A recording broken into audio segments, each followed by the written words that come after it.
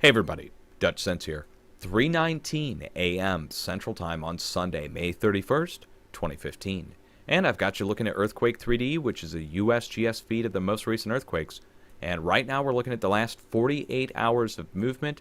And let's just take this down just a little bit so you can see the previous Alaska earthquake that started this all off at the start of this weekend. We've seen a tremendous amount of activity over the past 2 days, kick off around the entire West Pacific going up into the North Pacific. And it started with a 6.8 that struck up here off the shores of Alaska. That was then followed up with a sudden volcanic eruption here off the coast of Japan, which you can see on the screen here was just a massive blast off of ash, caused evacuations. That was then followed up this morning with an earthquake that struck here off the coast of Japan, an 8.5, which was downgraded to a 7.8. That was at a deep level, very deep level, 430 miles deep, and that's the deepest earthquake I've ever seen personally, and magnitude-wise and depth-wise, also the largest I've ever seen at that depth. So to see an 8.5, 7.8 strike that far below, we need to watch for shallow follow-up movement to strike in adjacent areas. And that's what exactly happened. A 6.4 struck 250 miles north of this large earthquake several hours afterward. Not an aftershock, 250 miles away. So that's far enough to say that, hey, okay, it's probably related to this earthquake, but it's not an aftershock. It's other movement caused by this actual large event down below that causes upwelling pressure. They've already proved this via new studies done down in New Zealand this year on the asthenosphere, the area below the plates, that deep earthquakes cause shallow earthquakes elsewhere, sometimes very far away from the actual deep earthquake itself, not just 250 miles, sometimes thousands of miles, okay? So, also, I want to draw your attention, and the point of this video is to show you the earthquake, and you can see in the title of this video what it is, but I just want to show you this, okay?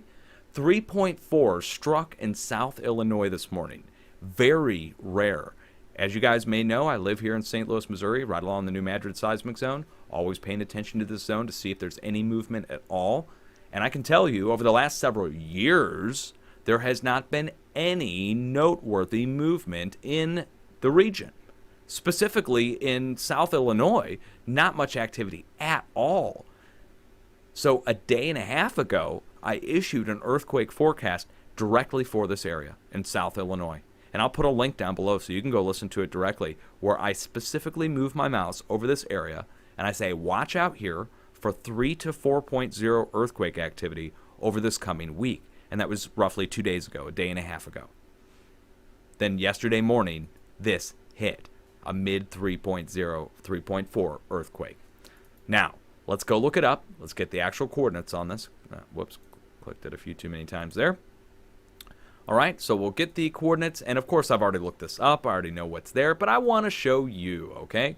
So let's go ahead and paste them in.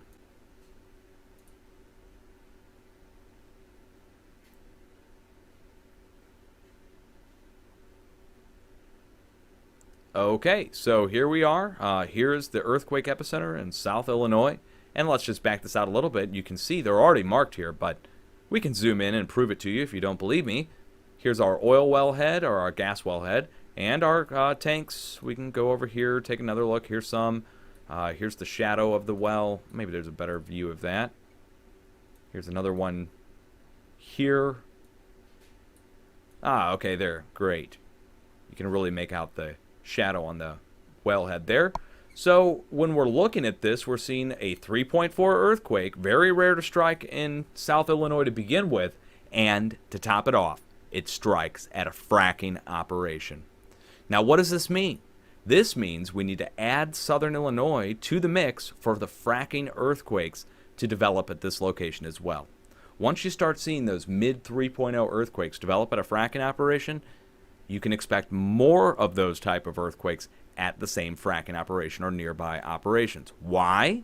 Because there's fracturing that occurs in the casements of the other nearby wells when one well goes. And you can imagine it like such. There's one well that might be weak. A weak point shows in the crust, which then releases water under pressure out into an area where it shouldn't be.